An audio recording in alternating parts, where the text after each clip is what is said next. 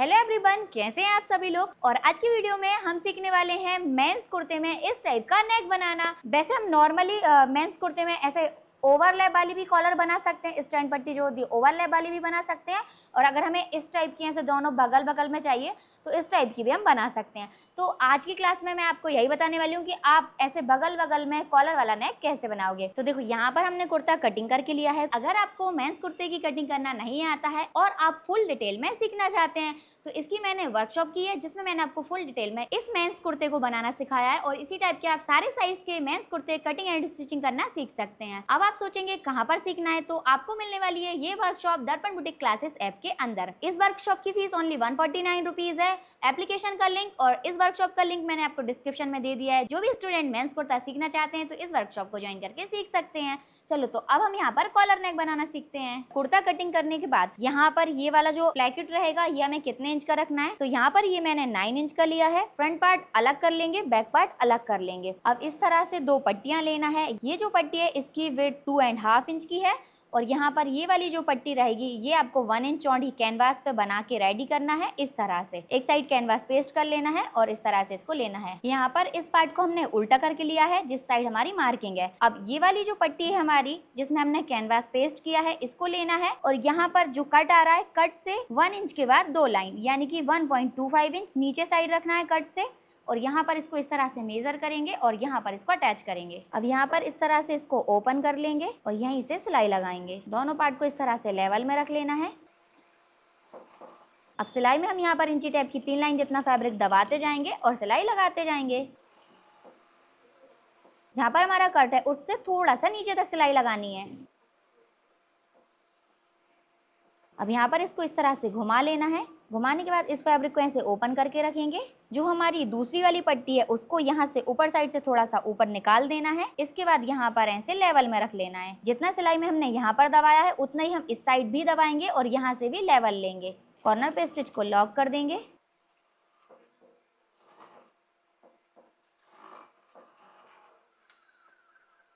जितने भी extra thread निकल गए इनको कट कर देना है। अब देखो कट यहाँ तक है और सिलाई यहाँ तक है, तो इस तरह से क्रॉस में कट लगाएंगे और इस कट को लगाते जाएंगे। ये ध्यान रखना है कि इस सिलाई से बाहर नहीं जाना चाहिए ये वाला कट। यहाँ पर ये वाला मार्जिन इसी साइड रखेंगे, इस वाले फैब्रिक को भी इस साइड टर्न कर देंगे और यहाँ पर इस तरह से नाखून लगा देंगे। सेम इसी तरह से इस वाली पट्टी को भी इस साइड टर्न करेंगे, मार्जिन को इस साइड रखेंगे और यहाँ पर भी ऐसे नाखून लगा देंगे। अब इसको पलट के सीधा कर लेंगे। पहले हम ये वाली पट्टी बनाएंगे, तो यहाँ पर इसको इस तरह से फोल्ड करना है। इंची टेप की 3 लाइन जितना फैब्रिक इस तरह से अंदर साइड फोल्ड कर देंगे और इस तरह से पट्टी को रेडी करेंगे। यहाँ पर पट्टी को हमने इस तरह से पहले ही रेडी कर दिया है। अब हमें क्या करना है, यहाँ पर इसमें जितना हमने सिलाई में दबाया उतना फैब्रिक का किला छोड़ लेना है। कैसे? इस तरह से कट लगा के ये वाला जो पार्ट है इससे आधे इंच नीचे तक हमने इसको कट किया है। अब इस पट्टी को ऐसे वापस से ओपन करेंगे। ये जो फैब्रिक है इसको ऐसे अंदर साइड फोल्ड कर देना है। अंदर साइड ऐसे इसको टर्न किया, यहाँ पर इसको इस तरह से लेना है। इस तरह से टर्न करने के बाद अब यहाँ पर हम सिलाई लगा देंगे।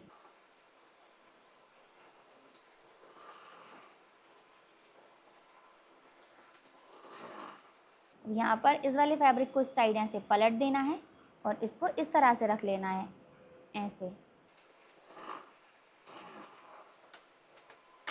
अब यहाँ पर इसको भी पलट के ऐसे सीधा कर लेंगे। ये जो पट्टी रहेगी इसको भी पलट के ऐसे ऊपर साइड लेकर आएंगे और यहाँ पर इस वाली पट्टी में भी इसको आधा कट करेंगे। इस तरह से इसको ऐसे फोल्ड करना है। यहाँ पर ऐसे नेल आयरन करना है। नेल आयरन करने के बाद इसको बैक साइड पलट देना है। अब जो हमने ऐसे इसको पलट के फोल्ड किया था ना, वहाँ पर इसको ऐसे एक के ऊपर एक रख के चेक करेंगे कि ये ज़्यादा मतलब एक के ऊपर एक ओवरलैप तो नहीं हो जाएगा, एकदम टच करता हुआ मिल रहा है कि नहीं।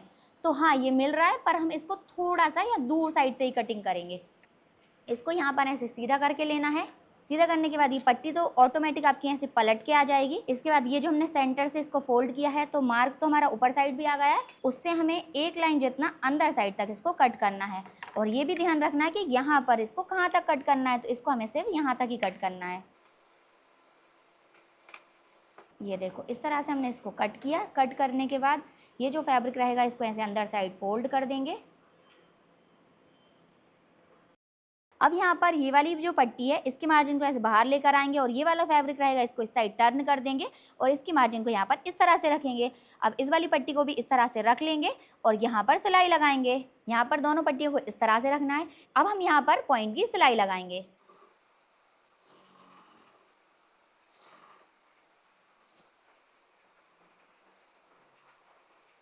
अभी इसको इस तरह से पलट के रखेंगे।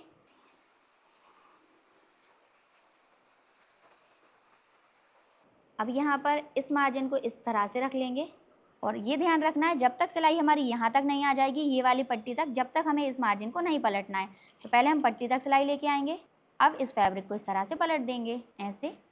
अब देखो यहाँ पर एक्स्ट्रा पट्टी और एक्स्ट्रा फैब्रिक है तो इसको इस तरह से कट कर देना है। यहाँ से इस पट्टी को भी कट कर देंगे और देखो ये रहा हमारा सेंटर और सेंटर पे हमारा पॉइंट आकर मिल जाएगा। यहाँ से इसको ऐसे टर्न करेंगे। अब यहाँ पर इसको इस तरह से रखना है। इस वाले पॉइंट से 1.25 इंच ऊपर साइड इस तरह से सिलाई लगा देनी है। 2 टाँके जितना नीचे साइड जाएंगे और इस तरह से इसके ऊपर डबल सिलाई कर देंगे। अब यहाँ से इस तरह से यहाँ पर ऐसे बाहर आना है। यहाँ पर कॉर्नर पे स्टिच को लॉक कर देना है। अब यहाँ पर ये जो थ्रेड रहेगा इसको कट कर देंगे। तो यहाँ पर हमारी पट्टी कुछ इस तरह से लग के आ गई है। अब यहाँ पर बैक वाले पार्ट को लेना है। बैक पार्ट को यहाँ पर ऐसे उल्टा करके रख लेंगे और जो फ्रंट वाला पार्ट है इसको यहाँ पर ऐसे सीधा करके रख लेंगे। अब यहाँ पर हाफ प्रेशर फुट जितना सिलाई में दबाते जाएंगे और शोल्डर को अटैच कर देंगे। इसी तरह से हम दूसरा शोल्डर भी अटैच करेंगे। दोनों शोल्डर पे सिलाई लगाने के बाद यहाँ पर इसको इस तरह से पलट देंगे और इस वाले मार्जिन को ऐसे नीचे साइड करेंगे। अब यहाँ पर इसके मार्जिन को पूरा ऐसे बीच में से लेंगे इस तरह से और यहाँ पर सिलाई लगाएंगे। अब ये वाला प्रेशर फुट टच करते हुए सिलाई लगाते जाना है।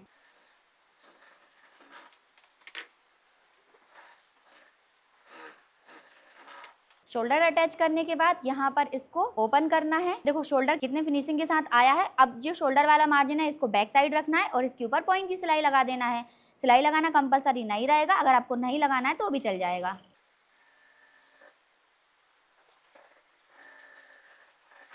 अब यहाँ पर इसको इस तरह से रखना है। अब ये जो राउंड वाला नेक है ना, राउंड वाले पार्ट को मेजर करके चेक करेंगे। तो यहाँ से इस तरह से मेजर करना है 0.25 नीचे साइड से, ज़्यादा नीचे से भी नहीं, ज़्यादा ऊपर से भी नहीं। और ध्यान रखना है कि एकदम लूज नहीं होना चाहिए, ये एकदम राउंड होना चाहिए जैसे हमने इसको कट किया है। तो देखो यहाँ पर ये कितना आ रहा है हमारा 17 इंच का। अब यहाँ पर इसको साइड में कर लेंगे। यहाँ पर हमने कैनवास लिया है। कैनवास जो है हमारा यहाँ पर 2.5 इंच का है। अब 2.5 इंच वाला कैनवास का रोल लिया है। अगर आपके पास कॉलर कटिंग करने के लिए ये वाला पेस्टिंग कैनवास नहीं है तो आप दर्पण बुटीक शॉपिंग से ऑर्डर करके मंगवा सकते हो। प्रोडक्ट मैंने टैग कर दिया है। अब यहाँ पर हमने 17 इंच पर मार्क किया है। अब 17 इंच के पास इसको इस तरह से फोल्ड कर लेना है। अब यहाँ से मेजर टेप रखना है, 1.25 इंच पे मार्क करेंगे और यहाँ से हम नेक विड्थ जितना मार्क करेंगे। जितनी आपने नेक विड्थ रखी है उतना आप मार्क कर लो। इसके बाद फ्रेंच कर्व लेना है और फ्रेंच कर्व को यहाँ पर इस तरह से रखना है और यहाँ पर इसको इस तरह से मिला देना है। अब हमें यहाँ से 1 इंच के बाद एक लाइन पे मार्क करना है। आप 1.25 इंच की भी कॉलर ले सकते हो और 1 इंच के बाद एक लाइन जितनी भी कॉलर की विड्थ ले सकते हो। वो आपके ऊपर डिपेंड करता है कि आपको कितनी चौड़ी चाहिए। यहाँ पर ऐसे पॉइंट्स लगाते जाएंगे इस लाइन के ऊपर मेजर टेप को रखते हुए। अब यहाँ पर तो हमें स्ट्रेट में ही मार्क करना है। इसके बाद यहाँ पर हम फ्रेंच कर्व की हेल्प से मार्क कर देंगे। इस तरह से सभी पॉइंट्स को मिलाते हुए ऐसे लाइन ड्रॉ कर देंगे। अब हमें ये वाला पॉइंट लेना है फ्रेंच कर्व का और इसको इस तरह से रखना है, यहाँ पर मिलाते हुए एकदम, और यहाँ पर इस तरह से राउंड शेप ड्रॉ कर लेंगे। यहाँ पर हमारी स्टैंड पट्टी की पूरी मार्किंग कंप्लीट हो गई है। अब यहाँ पर इस तरह से स्टेपलर लगा देंगे ताकि ये वाला पार्ट हमारा आगे पीछे ना जाए। अब ये जो हमने निशान लगाए हैं इसी के ऊपर से हम इसको कट कर लेंगे। यहाँ तक कट करना है।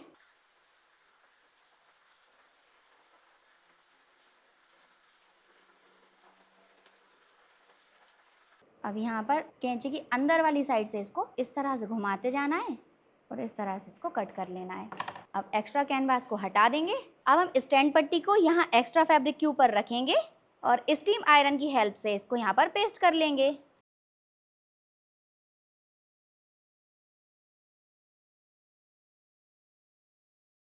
अब यहाँ पर इस वाले पार्ट को यहाँ कैनवास के पास से ऐसे टर्न करते जाना है और इस तरह से यहाँ पर इसको फोल्ड करते जाना है। अब यहाँ पर ये जो एक्स्ट्रा फैब्रिक रहेगा इसको कट कर देना है।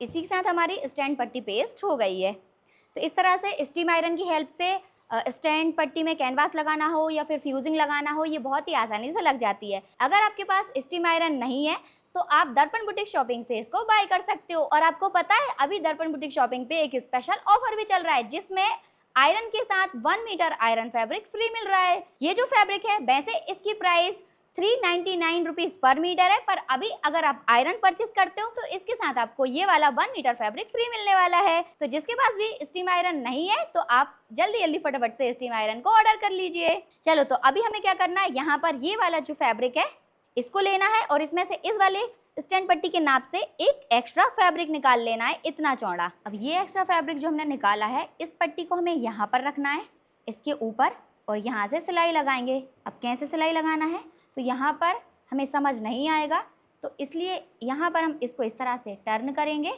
कैनवास के बगल से एकदम इस तरह से निशान लगा लेंगे और 1/2 इंच का फैब्रिक रखेंगे, बाकी का एक्स्ट्रा कट कर लेंगे। इस तरह से रखा। अब यहाँ पर इस तरह से कैनवास के बगल से सिलाई लगाते जाएंगे। एकदम बगल से नहीं लगाना है, आधी नीडल जो रहेगी ना इतना दूर से लगाना है कैनवास के।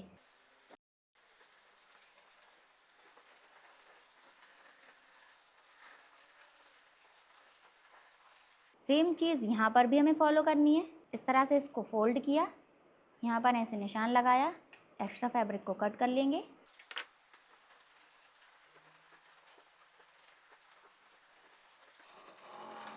और अब यहाँ पर हम इंची टेप की 3 लाइन जितना फैब्रिक रखेंगे और बाकी का एक्स्ट्रा फैब्रिक कट कर लेंगे।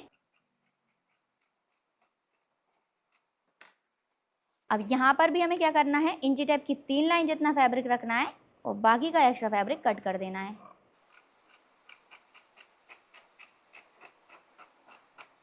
अब यहाँ पर इसको हम इस तरह से दोनों किनारी को मिलाते हुए ऐसे फोल्ड करेंगे और यहाँ पर सेंटर का कट लगा देंगे। अब यहाँ पर जितना एक्स्ट्रा फैब्रिक है एक्स्ट्रा फैब्रिक कट कर लेंगे, सिर्फ आधे इंच का ही मार्जिन हम इसमें रख लेंगे।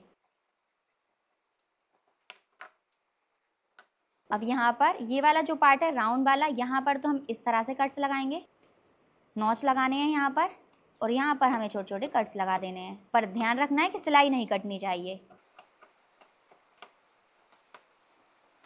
अब यहाँ पर इस पट्टी को लेना है और यहाँ पर इस तरह से इसको पलट के सीधा कर लेना है।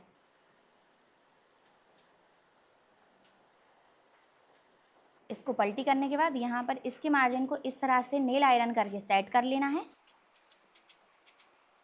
यहाँ पर आपको सिलाई लगाने की ज़रूरत नहीं है, सिर्फ इस तरह से सेट कर लो। अब यहाँ पर हमें कुर्ता लेना है और कुर्ते को इस तरह से उल्टा करके रख लेना है। ऐसे उल्टा करके रखने के बाद यहाँ पर जितना एक्स्ट्रा फैब्रिक है पट्टी में वो कट कर देना है दोनों ही साइड का, ऐसे स्ट्रेट में।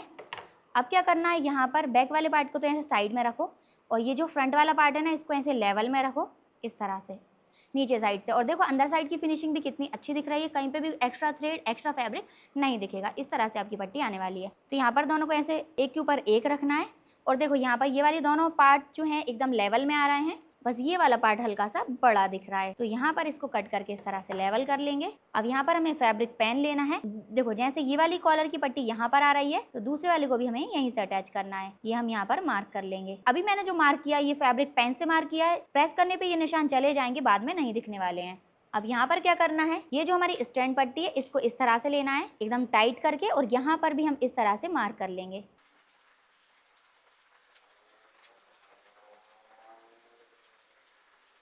अभी मैं फैब्रिक पेन से क्यों मार्क कर रही हूँ, क्योंकि स्टैंड के ऊपर जब हम मार्क करते हैं तो कभी कभी निशान हमारा यहाँ पे भी लग जाता है, तो ये निशान हमारा आयरन करने पे मिट जाता है। एकदम मार्जिन को ऐसे टाइट करके लेना है ताकि यहाँ ऊपर साइड एक्स्ट्रा फैब्रिक ना आए।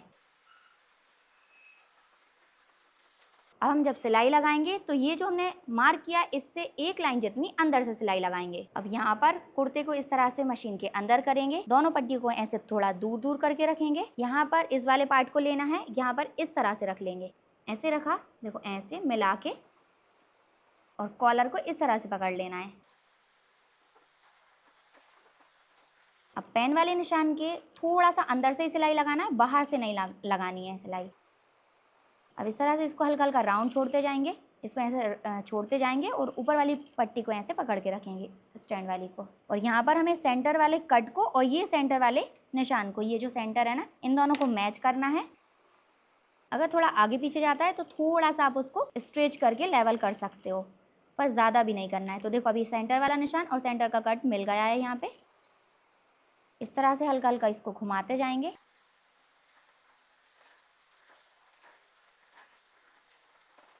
अब यहाँ पर इस तरह से अटैच करते जाएंगे, और अटैच करने से पहले इसको मेज़र कर लेना है। हाँ ठीक है, बन जाएगी। और इसको एकदम ऐसे खींचना नहीं है, नॉर्मल राउंड रखना है। जैसे राउंड में हमने इसको कट किया है ना, इसी तरह से इसको रखना है राउंड में, और इस तरह से अटैच करना है।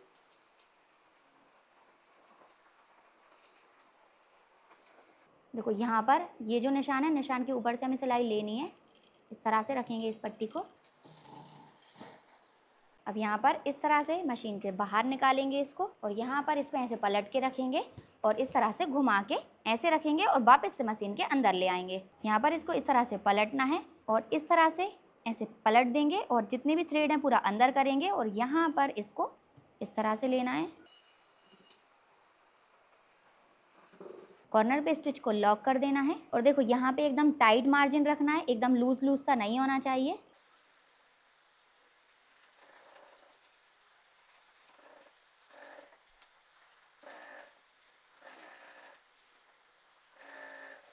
अब यहाँ पर भी इस मार्जिन को इस तरह से पूरा अंदर करना है, थ्रेड पूरे अंदर हो जाना चाहिए, और इस तरह से लेंगे और पहले से इसको सेट करके रखेंगे ताकि बिल्कुल भी कॉलर हमारी छोटी बड़ी ना हो।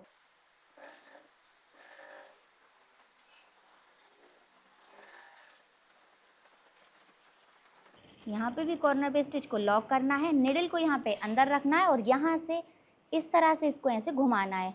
घुमाने के बाद यहाँ पर अगर मार्जिन है ये वाला, तो इसको ऐसे थोड़ा सा ये वाले थंब की हेल्प से ऐसे अंदर करना है,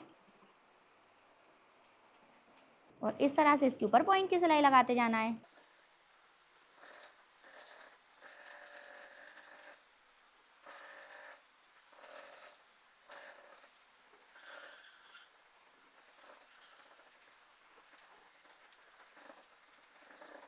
यहाँ पर इस तरह से कॉर्नर पे स्टिच को लॉक करके इससे बाहर निकालेंगे। तो देखो यहाँ पर सारे थ्रेड को हमें एकदम बगल से कट कर देना है। थ्रेड कटिंग करने के बाद यहाँ पर इसको इस तरह से लेंगे, और इस तरह से ये हमारी कॉलर की पट्टी आने वाली है।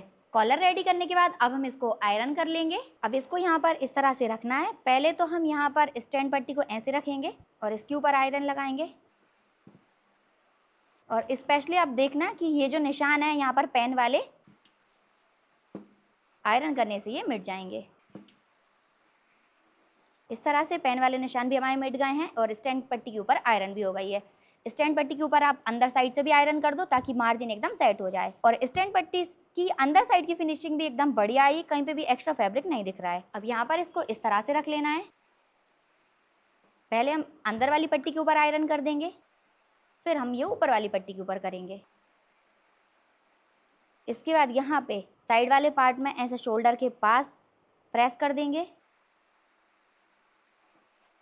सेम इस साइड भी कर लेंगे।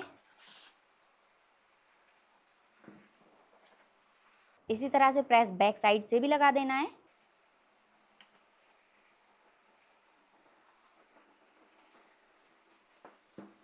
अब यहाँ पर इसको ऐसे रखेंगे, दोनों आर्महोल वाले पार्ट को ऐसे लेवल कर लेना है, और इस तरह से शोल्डर का सेंटर निकाल लेना है। इसी तरह से इसको भी ऐसे रखेंगे, और इस साइड से भी शोल्डर का सेंटर निकाल लेंगे। तो देखो इसी के साथ हमारा नेक बन के हो गया है रेडी। मेंस कुर्ते को वेयर करने के बाद इसका लुक कुछ इस तरह से आया है। ये देखो यहाँ पर ये जो मैंने आपको कॉलर नेक सिखाया है, देखो इसकी फिटिंग कुछ इस तरह से आने वाली है। यहाँ पर ये जो नेक रहेगा ये भी आपको यहाँ पर एकदम लेवल में मिलेगा, यहाँ का भी लेवल मिलेगा और ऊपर साइड से भी एकदम यहाँ पर लेवल में आएगा और ओवरलैप भी नहीं होगा। और इस तरह से यहाँ पर काज बटन की पट्टी आ जाएगी और पूरा नेक इस तरह से फिनिशिंग के साथ आने वाला है। ये देखो पट्टी। और अब हम देखेंगे इसका बैक साइड का लुक। देखो बैक साइड से भी नेक आपको कुछ इस तरह से मिलने वाला है। यहाँ पर आपको बिल्कुल भी क्रीच वगैरह भी नहीं मिलेगी और कॉलर भी एकदम परफेक्ट मिलेगी। और ये रहा पूरा कुर्ते का लुक।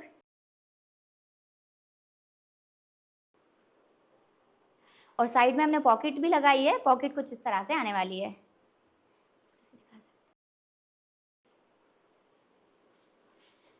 अब आप लोग बताइए कि आपको कॉलर नेक की कटिंग एंड स्टिचिंग कैसी लगी। अगर अच्छी लगी है तो फटाफट से वीडियो को लाइक करके चैनल को सब्सक्राइब कर लीजिए।